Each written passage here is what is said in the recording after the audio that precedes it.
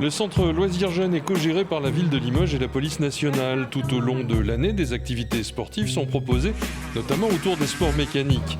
Des ateliers sont également organisés.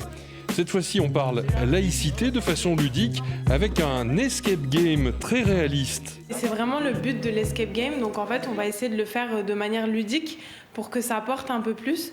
On a décidé, puisque c'est dans le cadre du CLJ et d'un partenariat entre la ville de Limoges et la police nationale, de le faire au travers d'une histoire et d'un interrogatoire. Donc les jeunes vont être interrogés par la police de la laïcité, et ils vont devoir un petit peu réfléchir autour des notions de prosélytisme.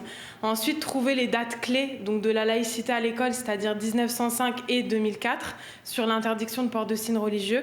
Et dans cette salle où je suis, donc ce sera la 3e salle, ils devront prendre les mots qui sont un petit peu dispersés partout et les introduire dans les textes à trous qu'on leur a fait, qui sont des extraits de la charte de la laïcité à l'école.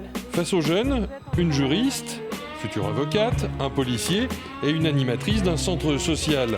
Tous transmettent les valeurs laïques et le cadre légal de cette expression. Il n'y a pas de moment précis pour transmettre la laïcité. Nous, on le vit au quotidien.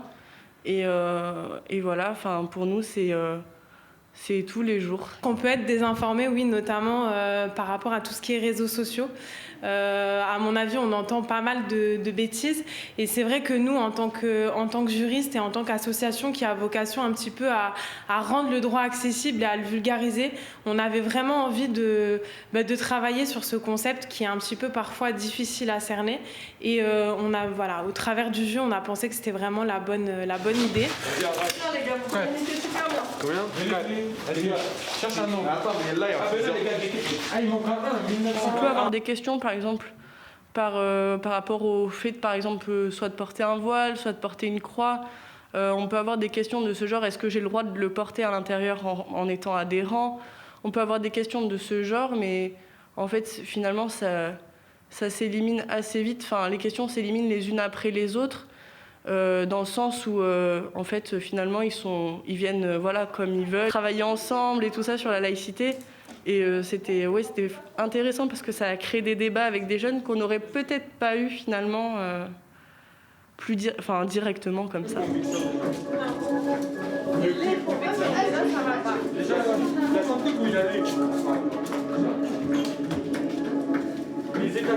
Alors on a plusieurs missions. La première, c'est la mise en place de permanences d'information juridique gratuites dans les quartiers prioritaires notamment. Donc on a fait une convention de partenariat avec la mairie de Limoges pour mettre à disposition les locaux des antennes mairie notamment.